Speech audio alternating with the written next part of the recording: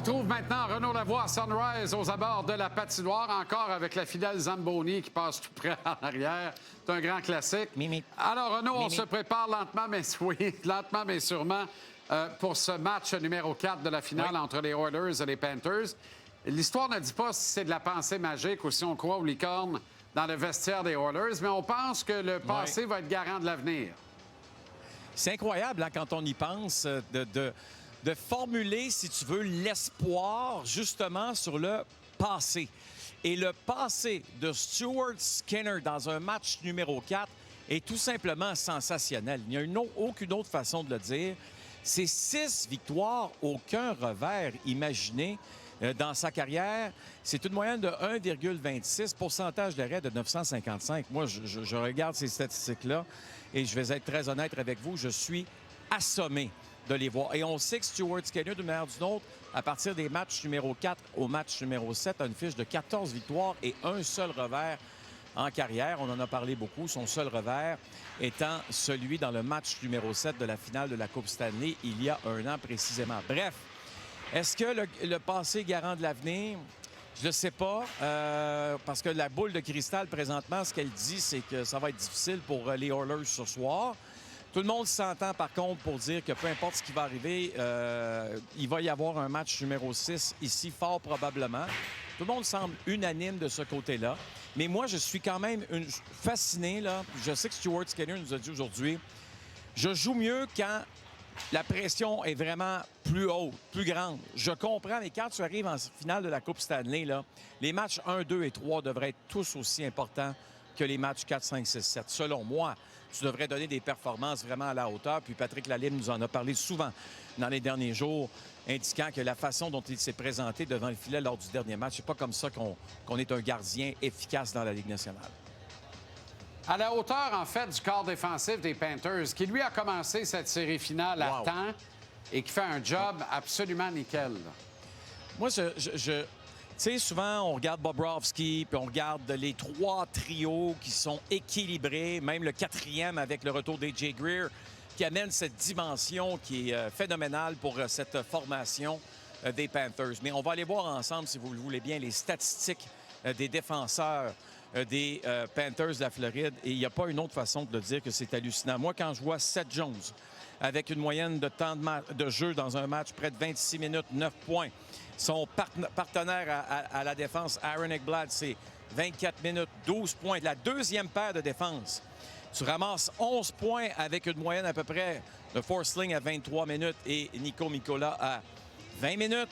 Mais attention, les défenseurs qui jouent le moins sont ceux qui récoltent le plus de points. Dans le cas de Kulikov et Schmidt, c'est 17 points au total. Quand ta troisième paire de défense, Jean-Charles, est ta plus efficace offensivement, je veux dire, quand est-ce qu'on voit ça? Moi, je me rappelle, tu sais, hier, on en a parlé ensemble. Des bonnes équipes dans les 30 dernières années. Ton point était bon sur les Blackhawks de Chicago. Mais les Blackhawks de Chicago, Jean-Charles, je m'en souviens très bien, la dernière finale de la Coupe Stanley face au Lightning, on utilisait 4 défenseurs. Tu avais 4 défenseurs qui jouaient 30 minutes. Ouais. Les autres se partageaient 5-6 minutes de jeu. Ouais. C'est pas ça du tout, là, présentement, là. C'est tout le monde qui joue. Dans le dernier match, là, les 4 trios ont joué presque le même nombre de minutes à 1 minute près. C'est hallucinant. C'est dire comment ils sont en contrôle et confiants. C'est incroyable. OK, les Rangers n'ont pas terminé de transiger, Renaud. Non. Pour ceux qui ne le savent pas encore, le Chris Kreider a été échangé aux Ducks. On dirait qu'il y a une autoroute directe entre les Rangers et les Ducks. On dirait que tous les joueurs passent par là présentement. L'ancien capitaine des Rangers qui y est, comme tout le monde le sait. C'est des retrouvailles parce que Chris Kreider et son ancien capitaine, c'est comme les 2 doigts de la main. Donc, tu regardes ça et tu te dis, OK, quelle est la suite? Parce que mon ami, je vais l'appeler mon ami parce que c'est mon ami, Larry Brooks du New York Post, lui, même encore là, dans les dernières heures, talonne que lorsqu'il y a eu le Combine à Buffalo, que le nom d'Alexis Lafrenière revenait souvent.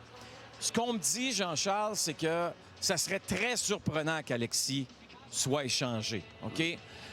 Moi, je te dirais que si j'étais les Panthers de la Floride, et que je perds Sam Bennett, je me dis que c'est le genre de joueur que j'aimerais amener dans mon organisation parce que je sais que la culture à l'intérieur de cette équipe-là, celle des Panthers, pourrait vraiment relancer Alexis Lafrenière et lui donner un rôle là, qui serait significatif. Maintenant, le joueur, par contre, pas qui m'inquiète, parce que je ne suis pas vraiment inquiet, mais où je me questionne beaucoup plus, c'est Kendre Miller, le défenseur.